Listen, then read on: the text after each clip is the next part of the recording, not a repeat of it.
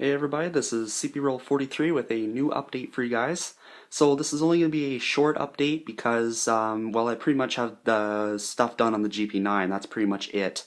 And I also want to keep my videos short for a little bit until YouTube starts working again. So let me just tell you a little story about that. So I got out rail fanning the other day, and I managed to catch a train, the first train of 2015 for me, so that was pretty awesome.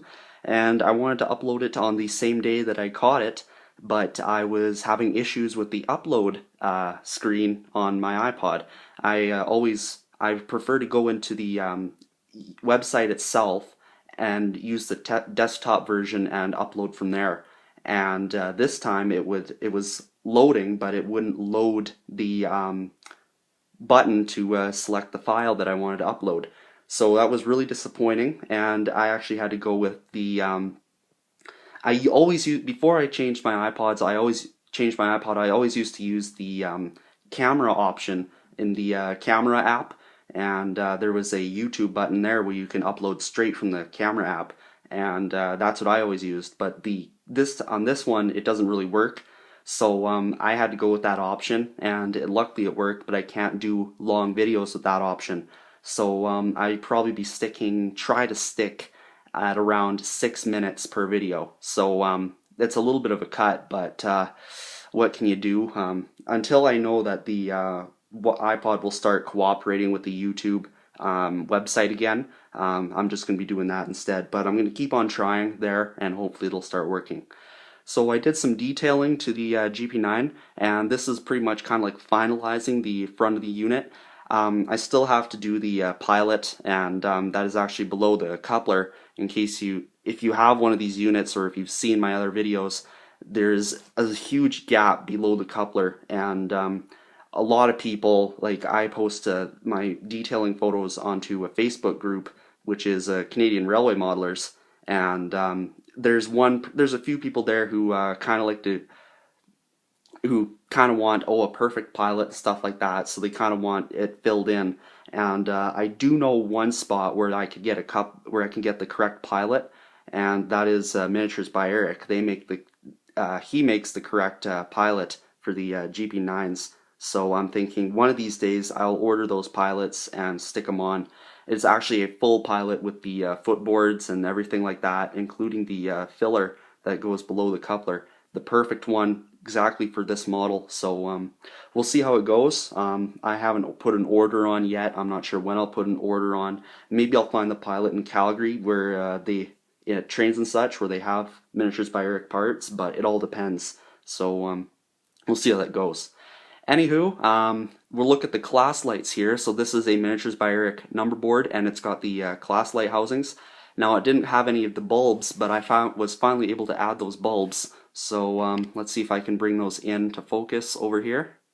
So here we go, and see if we can get them in focus.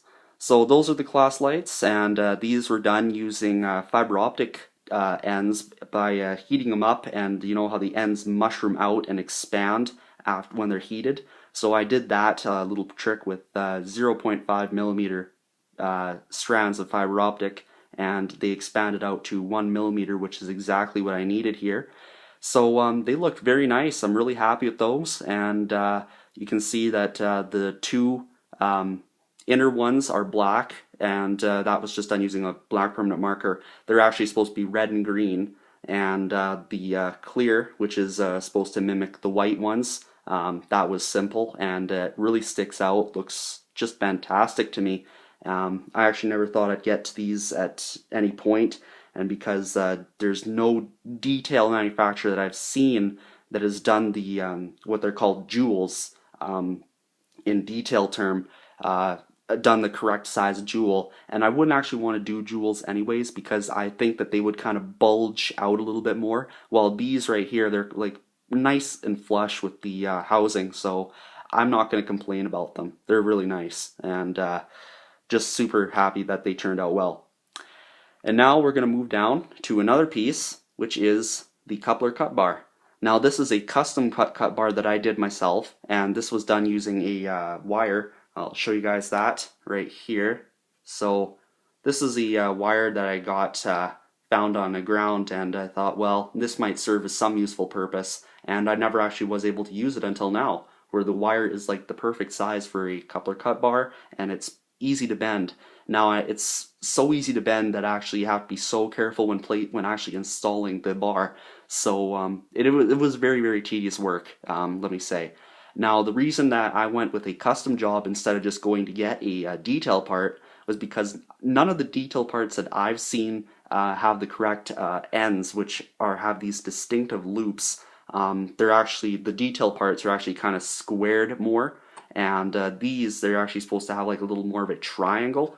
I tried to mimic this for both ends, but they don't seem to even out as well. So what can you do? And but they do look nice. So I got the main part of the bar black, and the ends will be white. So we'll see how that goes. I'll hopefully have that finished in the next update, but we'll see. So that's pretty much it, guys, and I hope you enjoyed the update. And that's the GP9, so it's coming out very, very nice. It's been a long run and still plenty to do, so we'll see. So it's pretty much it, guys, and I hope you enjoyed the video, and hopefully YouTube will start cooperating with me again. And as always, this is CPR43, and good luck.